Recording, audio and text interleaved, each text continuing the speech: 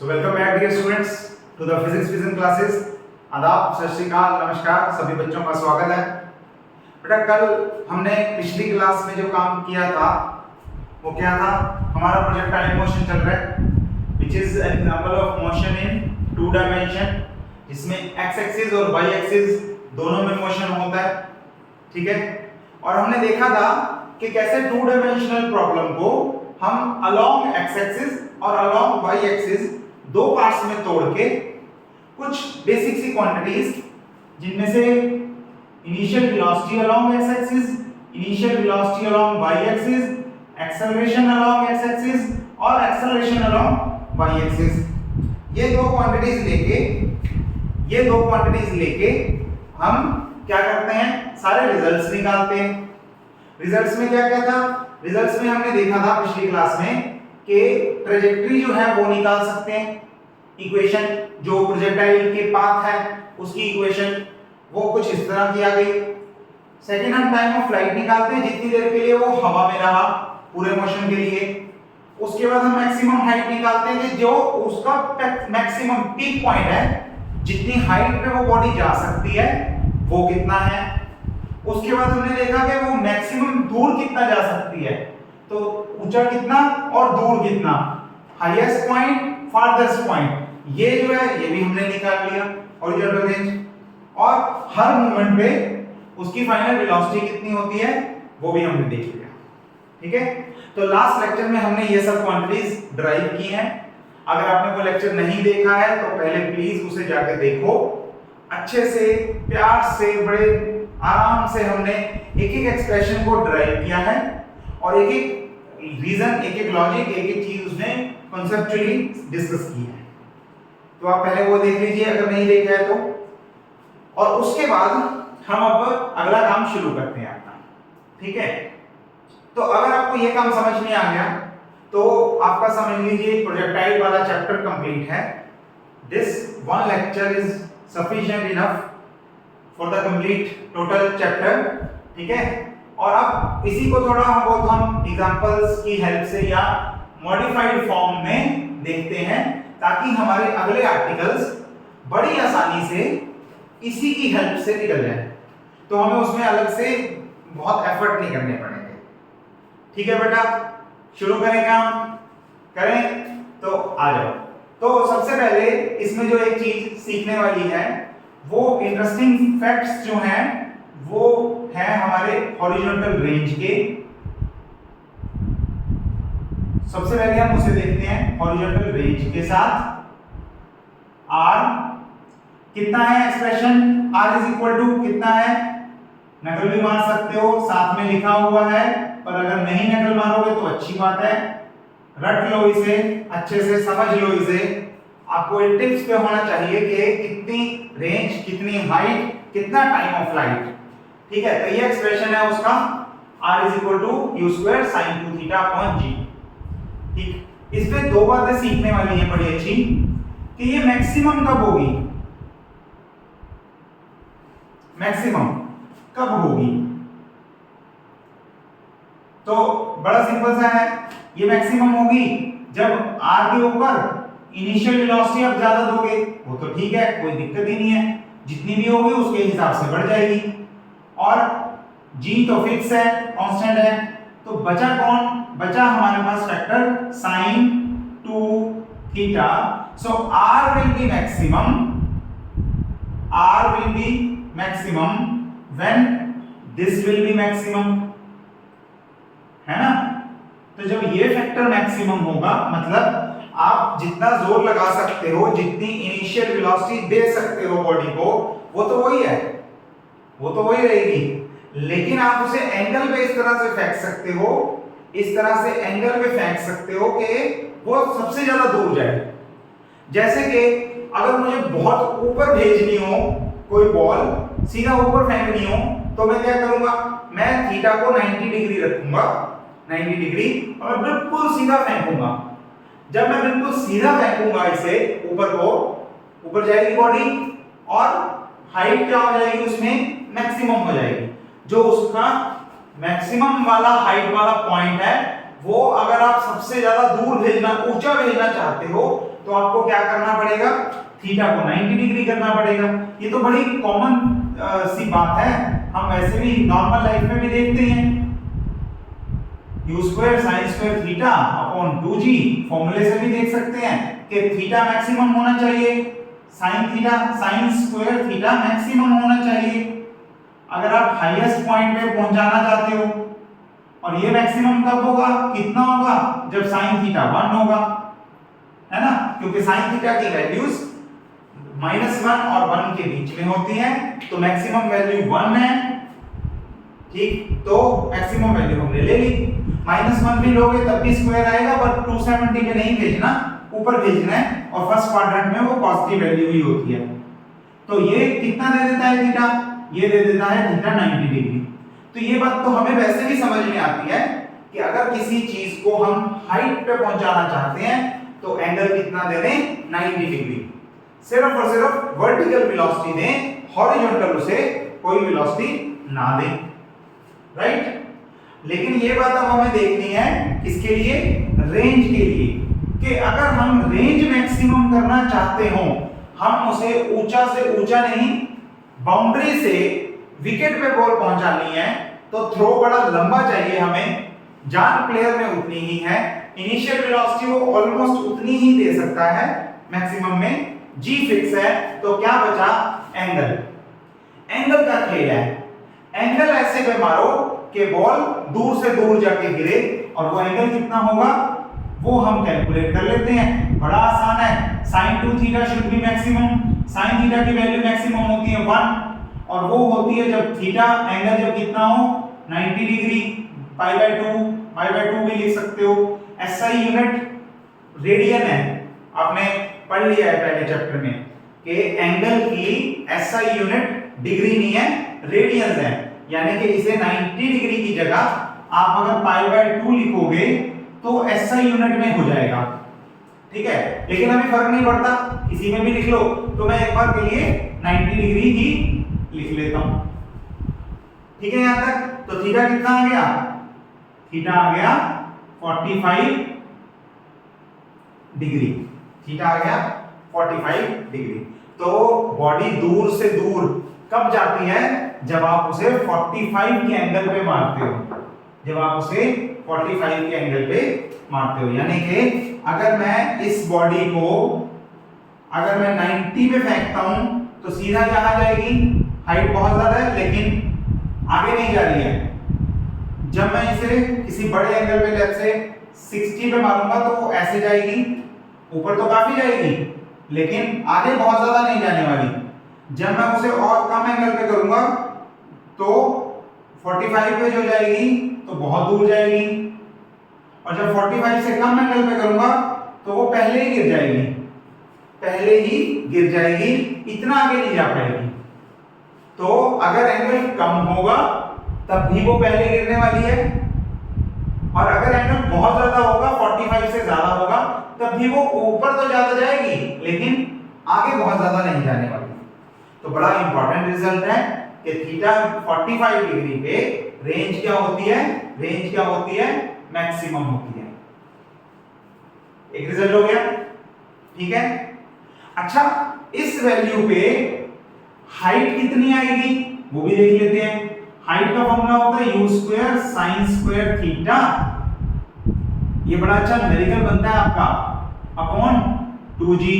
अब sin theta को 45 भर दो तो क्या हो गया, u स्क्वायर sin 45 कितना होता है 1/√2 और उसका स्क्वायर, ठीक है। u square upon 2g fix है, 1/√2 का स्क्वायर 1/2 इसके साथ आ गया तो ये कितना हो गया u स्क्वायर अपॉन 4g। अब आप ध्यान से देखो हाइट कितनी पे वो जा रहा है 45 डिग्री पे, अगर ये 45 है तो हाइट कितनी पे वो जा रहा है u स्क्वायर अपॉन 4g, और रेंज कितनी हो जाएगी, मैक्सिमम रेंज कितनी है 45 पे ये 90, ये 1 u स्क्वायर अपॉन g, यानी कि जितना वो हॉरिजॉन्टली ट्रैवल कर रहा है उसकी 1/4 हाइट, 1/4 हाइट r कितना आया, मैं एक बार इरेज कर देता हूं और फिर इसे दोबारा से लिखता हूं। तो बाकी की सारी चीजें हम साफ कर देते हैं यहां से और सिर्फ दो रिजल्ट लिखते हैं। और वो रिजल्ट्स बड़े आराम से याद होने वाले हैं कि मैक्सिमम r कितना आएगा थीटा 45 डिग्री पे, which is u square upon g, और थीटा 45 पे h कितना आया u स्क्वायर अपॉन 4g, यानी कि this is 1/4 times of range. तो अगर आप किसी बॉडी को 45 डिग्री पे फेंकते हो तो वो जितना हॉरिजॉन्टली ट्रैवल करता है उसका 1/4 हाइट अचीव करता है।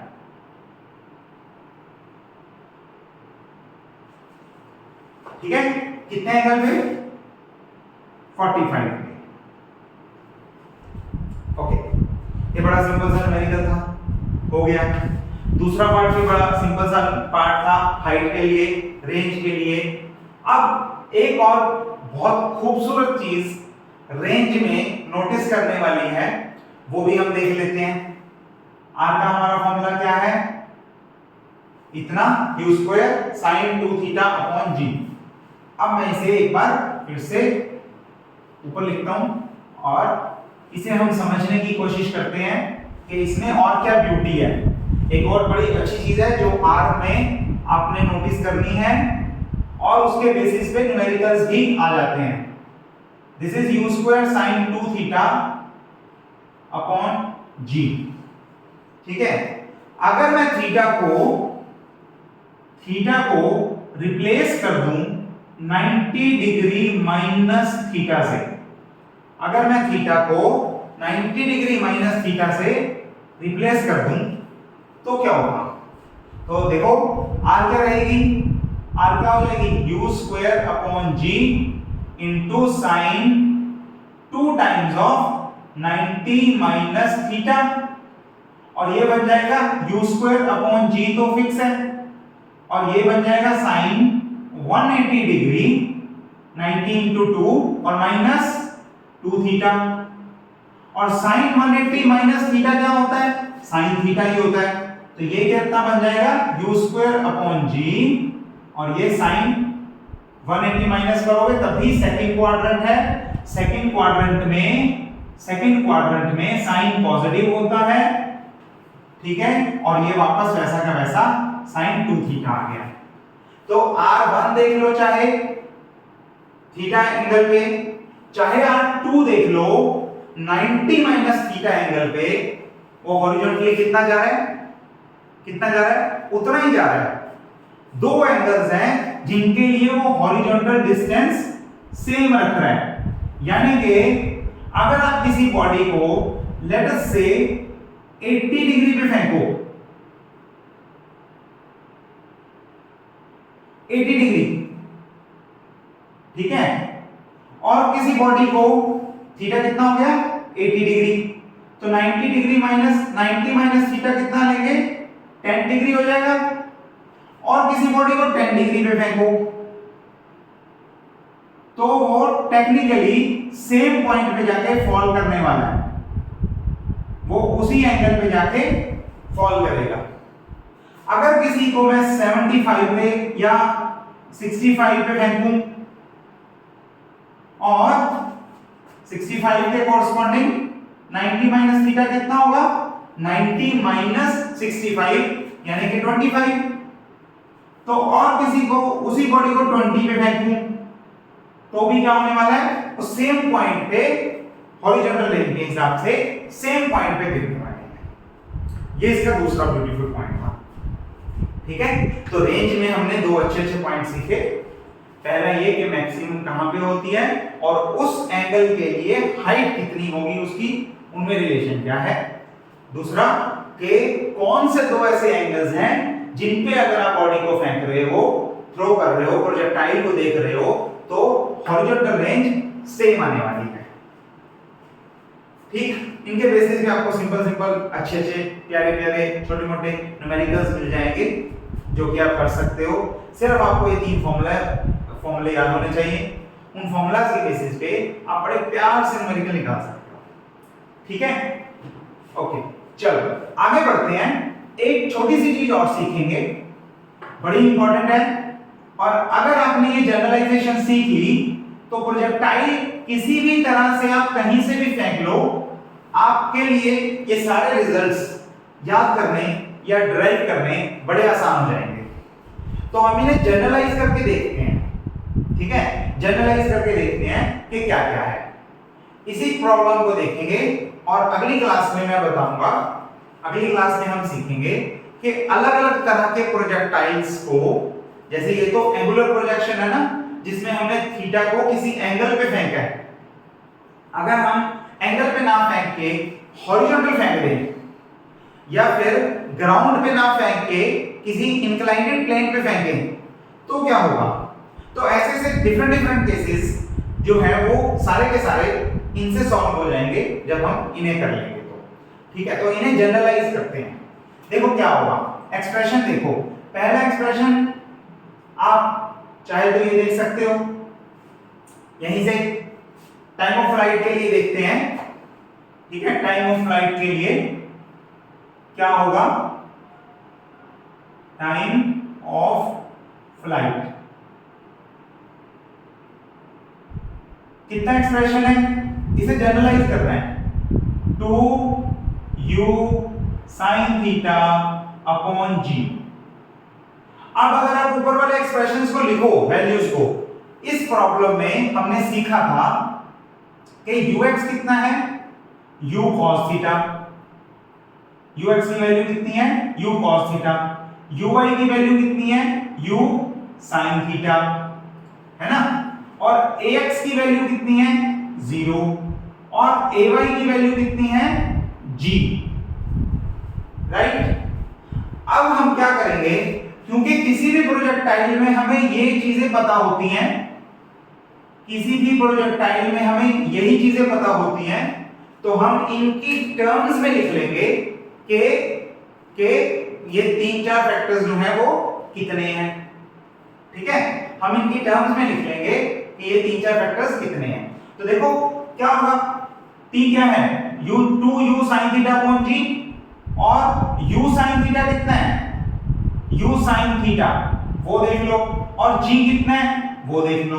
तो u sin theta is basically uy, 2 times of uy, और g कितना है, ay के इक्वल है, तो ये हो गया ay। पहला एक्सप्रेशन बड़े आराम से हो गया। अच्छा, इसके बाद हाइट देखो, वो भी ऐसे ही हो जाएगा, h कितना है, u square sin square theta upon 2g, तो ये कितना हो जाएगा, ये कितना होगा, u sin थीटा मतलब uy और उसका स्क्वायर, और g मतलब ay, यानी कि ये हो गया uy स्क्वायर अपॉन 2ay।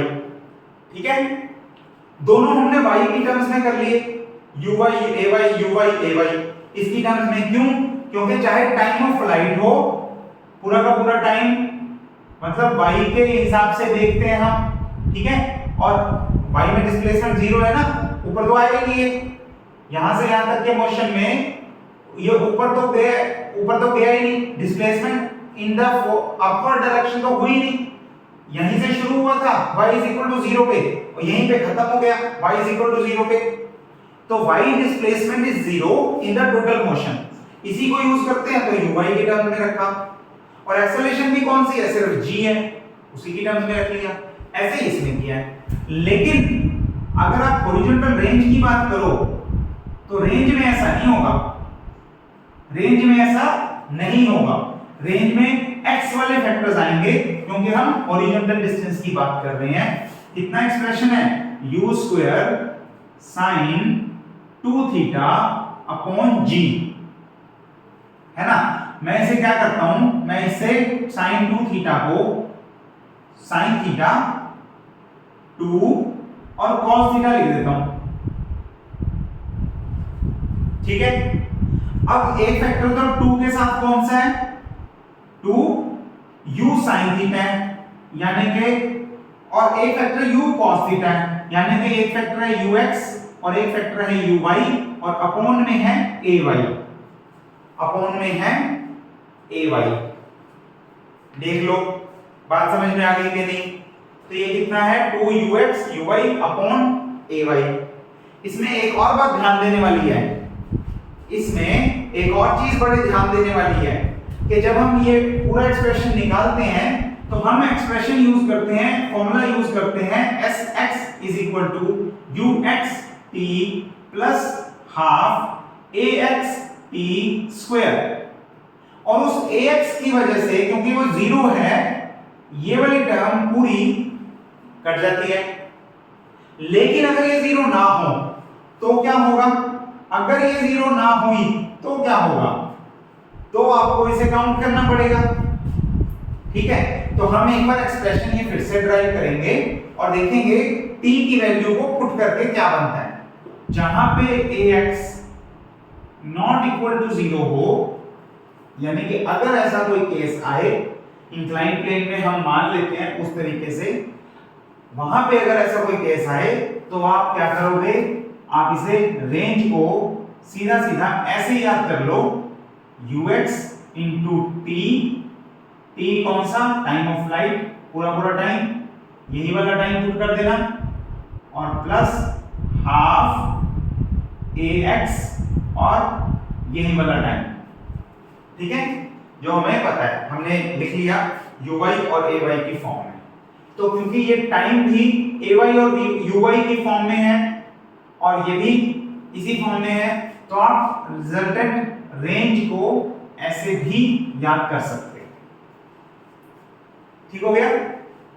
और अदरवाइज टाइम की वैल्यू पुट कर दो, जब तक ax 0 है तब तक ये रिजल्ट अच्छे से वैलिड है, कोई दिक्कत वाली बात नहीं है, चल जाएगा काम, सिंपल है। अगर इसे पुट कर दें, यहां पे भी पुट कर दें, तो ux uy 2 अपॉन ay, पहली टर्म तो वही है, प्लस हाफ ux और 4uy square upon ay square. इसमें आप देखोगे मैंने t स्क्वायर कर दिया, 2 से 2 कट जाएगा, तो यहीं पे लिख रहा हूं 2 से 2 कट जाएगा तो ये 4 क्या हो जाएगा? 2 हो जाएगा, है ना। और 2 ux uy sorry ax 2 uy यहां से और ay यहां से कॉमन निकाल के अगर हम देखें तो ये ux अपॉन ay और ये uy plus ax upon ay into uy, right? No, okay, sorry. तो यहां से uy निकालना है, यहां पे ux बचेगा और यहां पे uy बचेगा। ये वाला फैक्टर जो है इस तरह से भी आप रिजल्टेंट रेंज निकाल सकते हो, बट जरूरत नहीं है ऐसे करने की, फिर तो वही इक्वेशन लगा लो, ठीक है, और बस t की वैल्यू पुट कर दो, टाइम ऑफ फ्लाइट की वैल्यू पुट कर दो। ये कब रखना है? जब एक्सेलरेशन नॉन जीरो है। अगर जीरो है अलोंग एक्स एक्सिस तो ये वाले फैक्टर्स बड़े आराम से आप याद कर सकते हो। ठीक हो गया? चलिए, ये सारे रिजल्ट्स हमने निकाल लिए। एंगुलर प्रोजेक्शन के लिए ध्यान रहे कि थीटा एक एंगल पे हमने प्रोजेक्टाइल फेंका है, प्रोजेक्ट किया है उसे, एक एंगल है, and make sure this angle is non zero, ऐसा ना हो जीरो ले लो। All these results are valid for non zero angle, that is angular projection. ठीक है, चलिए हम मिलते हैं अगली क्लास में। आप तब तक के लिए सारा कुछ पढ़ते रहिए, आराम से करिए। अगर ये एक्सप्रेशन आ गया आपको तो आराम से आप बाकी के एक्सप्रेशन भी निकाल सकते हो, क्योंकि या तो डेरिवेशन इन्हीं से हो जाएगी या फिर डेरिवेशन बड़े बेसिक प्रिंसिपल से जैसे ये किया है वैसे भी हो सकती है। तो आपको बेसिक प्रिंसिपल पता होना चाहिए। फाइनल रिजल्ट्स अगर इन तीन फॉर्मूलाज के याद हो तो बहुत अच्छी बात है, नहीं होगा तो थोड़ा सा प्रैक्टिस ज्यादा करके और डेरिवेशन का टाइम कम कर लीजिएगा। ठीक है, तो आज के समाचार यहीं समाप्त करते हैं। हम मिलते हैं अगली क्लास में, तब तक के लिए आप पढ़ते रहिए और good take care of your health, your mental health and physical health. ठीक, okay, see you in the next.